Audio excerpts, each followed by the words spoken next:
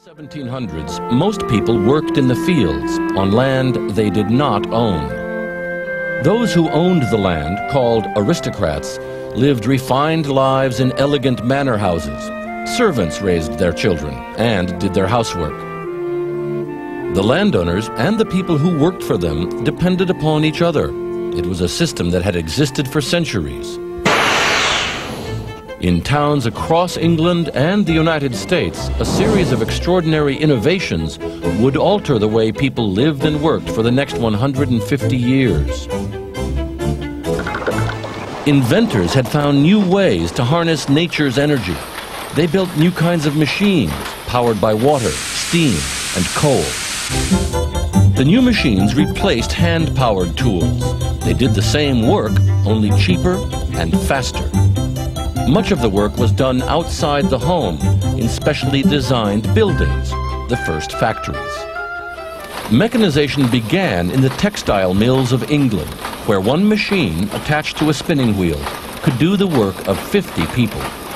Fuel, clothing, and food all became more affordable.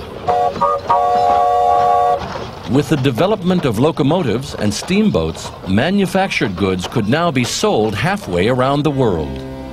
Families moved from the villages of their ancestors to new industrial towns. And a new class of people emerged, workers who produced goods.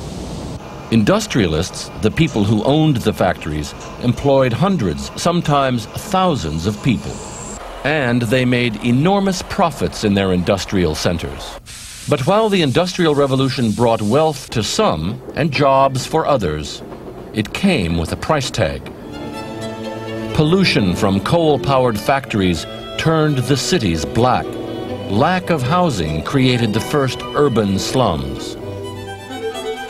And the demand for more and more goods and higher profits brought the exploitation of workers, including children.